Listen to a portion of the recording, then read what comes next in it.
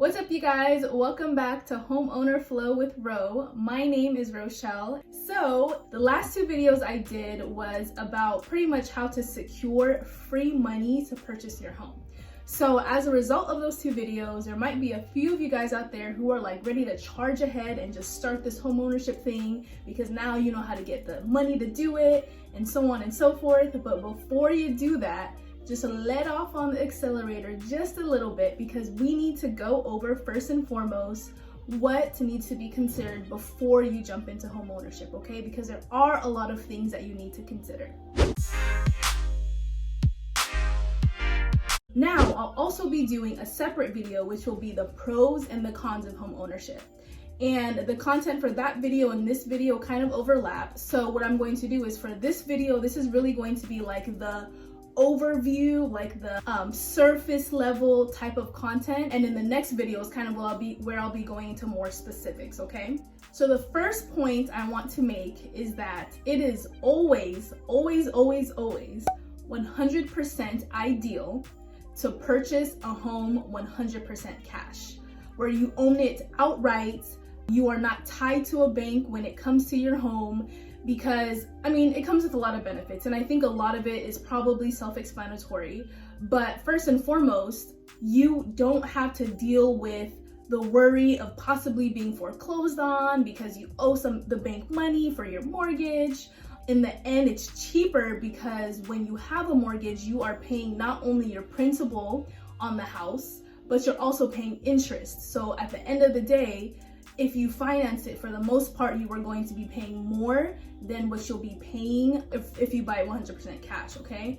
Now, with that being said, I do understand that that is not everyone's preference. Let's put it that way. For example, let's just take a $100,000 house, right? So if you're saving $100,000 to buy a house, according to calculations, very simple math, if you are saving $100,000 and you save $1,000 a month, it will take you approximately 8 years and 4 months to save that amount of money. If you save $2,000 a month, it will take you 4 years and 2 months. And if you put aside $3,000 a month, it will take you 2 years and 10 months. So there's a lot of variables in that, okay? First of all, the first thing that you need to consider is how much $100,000 can go in your housing market. Because there are some housing markets that $100,000 can easily get you 2 or 3 houses, easily.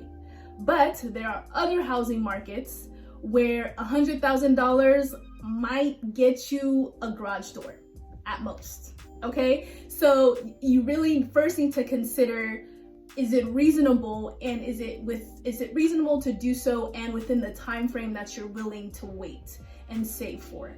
I will say that if you are in a position, if you're in a housing market where you can get a decent home for $100,000 and you have the ability to save $3,000 a month and it take you 2 years and 10 months, I mean, if my opinion matters, I'm just going to say that is a very, very, very, very good idea. Like, if you can do that, because that would be amazing. So if that means that you have to live with your parents for 2 years and 10 months to save this amount of money to buy yourself a house, hey, I support it. If that means that you live with another family or maybe a couple families and rent a home for 2 years and whatever months just to save this amount of money, I'm for it, right? Like, I 100% support that. But again, not everyone is wanting to wait, and not everyone has the ability to be able to save, this amount of money living with people or whatever the case is. Sometimes it's just not an option. Although having a mortgage, again, isn't the ideal option, it is not the end of the world if you do end up getting a mortgage in order to finance your home purchase. The reason for this is because a lot of people would consider a mortgage an acceptable type of debt. The reason is because it has the potential, and the key word is potential, because with the housing market and the economy, really no one can necessarily predict the future.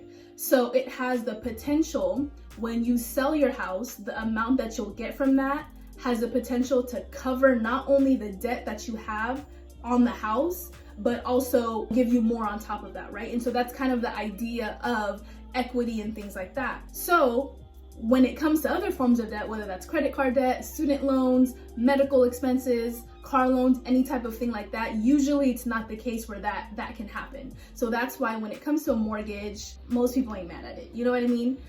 So I just wanted to put that out there because I don't want you to have the impression that avoid a mortgage at all costs, because I have a mortgage, and not that means that makes it any better, but the point is that people do it even though it's not necessarily like the best option, okay?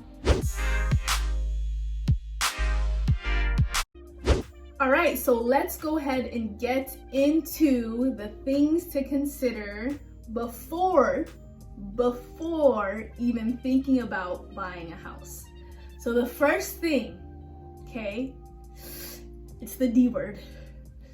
It's debt. So I'm not a financial advisor. I'm not a certified financial planner, so I'm not going to advise you guys on your guys' specific situations.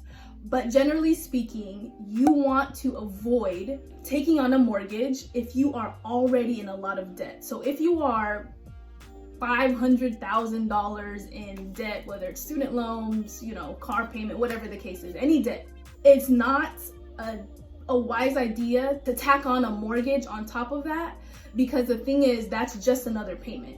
And with other forms of debt, I know people will sometimes, if they can't pay it, people will ignore it and just ignore the little late payment notifications and allow it to go into collections and just kind of blah blah. With a mortgage, you can't do that. Like, you cannot. After a couple of missed payments, they'll send you notice of default. They'll let you know, yo, you haven't paid your mortgage, what's going on? And based off of the state that you live in and the agreement that you have with your lender, give it 3, 6, 9 months, your house will be taken from you by the bank. And that's called a foreclosure, right? And the thing is, when it comes to having to consider other forms of debt while you're also paying a mortgage, you never want to be in a position where something like this happens, where we're in a global pandemic and people's jobs were taken from them, suddenly. Maybe for some people overnight, or hours were significantly cut back. And all of a sudden now you're in this position where you're having to choose which debts you're gonna pay this month. Do I pay the car loan, or do I pay this loan or the mortgage or whatever? You don't wanna be in a position where you're having to figure out or choose whether or not you're going to pay your mortgage, because again, that's when you risk the possibility of foreclosure. So that is really the basis of why you really don't, if you can go into homeownership with zero debt, that when it comes to mortgage is the ideal situation, like none. So whether that's no car payment, no student loan debt, no credit card debt, that is really, really, really, really the best option for you.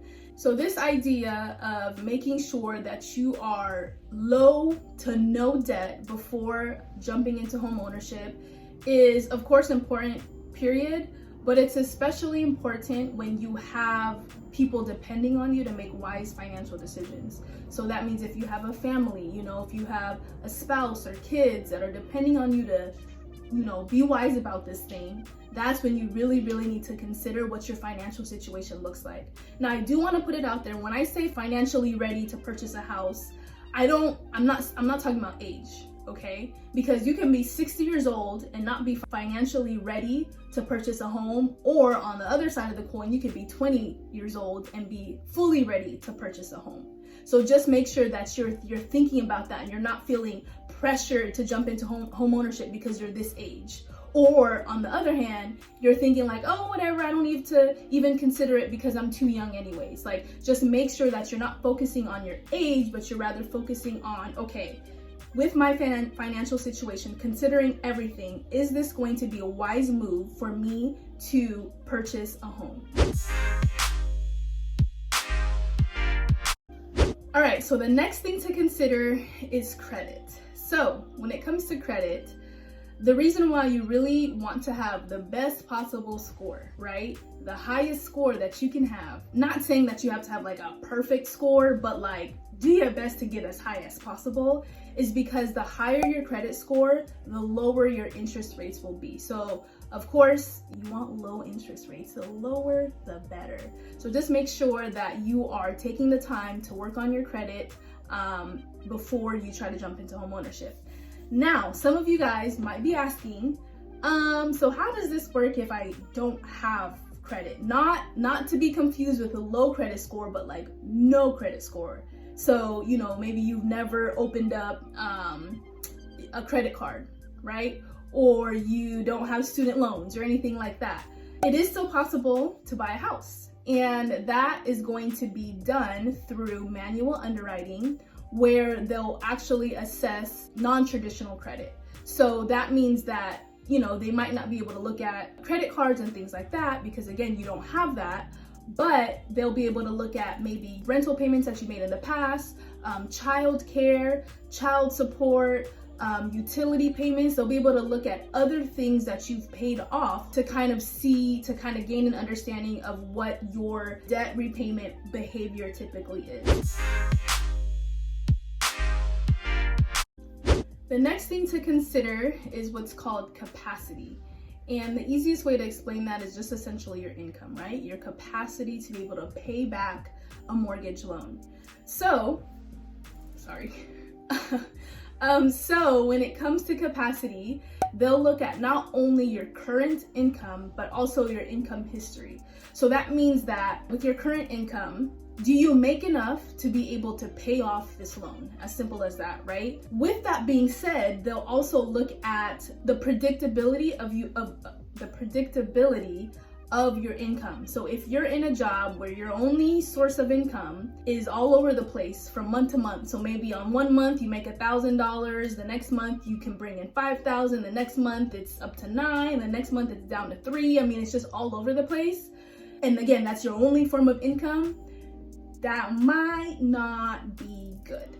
Just because obviously with a mortgage payment, it's ideal that you have some sort of idea of how much you'll be making so that you'll know that you'll be able to make your payment every single month.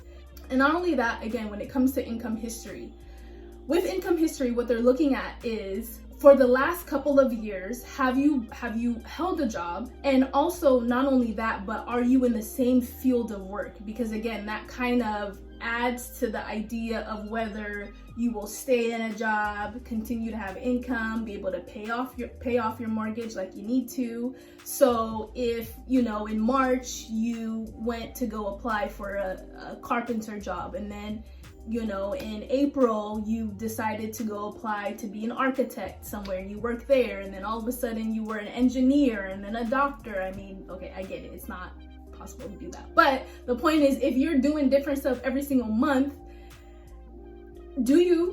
I'm mad at it, I'm not knocking it if you need to explore, and you know, but when it comes to home ownership and a lender, that may not look the best. So just consider that, okay? If you're considering different careers and things like that, just maybe hold the same type of job for a couple of years so that, you know, they can see that you're good, okay? So that is what is going to be considered in terms of capacity. Another thing that the bank will look at, and also you should also be looking at, is capital. So that's essentially the amount of money that you have. Capital is important to the bank because they want to make sure, again, that you have the money that you need to purchase the house. So specifically when it comes to down payment and closing costs, they want to make sure that you have enough money to at least get there. And again, if you missed the last 2 videos, I talk about ways where you can get into a program where they can help you pay for that. So if that's your biggest concern, go watch the last 2 videos. But again, that's what they're looking at. Can this person pay at least the down payment and the closing costs? On top of that, they want to make sure that you have enough money to not only buy the house, but also maintain the house. And I'll kind of go into more of the maintenance part in the next point. But they want to make sure that if something goes out in your house, that you risk not being able to pay your mortgage, right? That you have the money if the AC goes out, if something, you know, goes wrong with the roof or the electric or whatever, that you have that emergency fund. So the biggest point that I'm trying to make here is make sure that you have an emergency fund. So an emergency fund is not only important just for a house, but it's important just in life in general, right? Because anything can happen. Literally anything can happen. Anything. from loss of employment to someone breaks an arm climbing up a tree to something goes wrong on your car, whatever. Anything can happen. So you really want to make sure that you have that savings there when life comes at you sideways, right? When you get thrown a curveball and you're not expecting it, that you are not going crazy because you don't know how to cover the expense, right? This is just the plain reality of being a homeowner. When you're not a homeowner and if you're renting, right, for the most part, whether it's you're renting a house or you're renting like an apartment complex, you have the luxury of contacting the property management office or the property owner if something goes wrong. So if, whatever, something goes wrong and there's a repair that needs to be done in the home. But when you're a homeowner, you don't have that luxury, unfortunately. With homeownership, you have to take care of everything. And that's a thing that sucks because I've had my share of experiences, and I'll go over that in another video, of things that have gone wrong in my place. And it wasn't nice. It wasn't a good thing because I couldn't just call somebody to take care of it, right? So that's a thing. That's like one of the biggest realities about homeownership. And sometimes people overlook it because they just think like, oh, I just move in the house and I live there and then whatever. But no, that is not the case. All right, so that's pretty much all I have for you guys today. Again, this was just very much an overview of everything. I didn't really go into depth. I will in future videos, but I just wanted to make sure, again, that you guys are considering everything, and what I just covered isn't an exhaustive list. Everyone's situation is going to be different, but those are really the main things to look at. Also too, don't rush into it because maybe, you're getting married. So you feel like, oh, when you get married, like you buy a house together, or, I'm so tired because my rent just went up. I'm tired of it. I'm about to go buy a house. Or, you have roommates and you're tired of them, whatever, and you just want to go buy a house. Like, don't jump into it just because of like a moment. So whether it's an event or a moment in time, really make sure that you are considering all the things that need to be considered. So hopefully that wasn't discouraging. The point of this video was not to be, leave you discouraged and kind of push you away from the idea of homeownership. But again, just to really make sure that you understand the different things and that you consider everything before jumping in, okay? Just want to give you all the real, okay? So if you enjoyed that video, please give it a like, a thumbs up. Please subscribe to my channel if you feel like it'll be beneficial for you to continue learning about home ownership. Comment if you have any questions or just want to say hi. Share this thing, of course, if you know anybody in your circle that might benefit from this information, just go ahead and share this with them. And that's it. So thank you guys so much for just watching my video and supporting me, and I'll see you guys in the next video. Bye.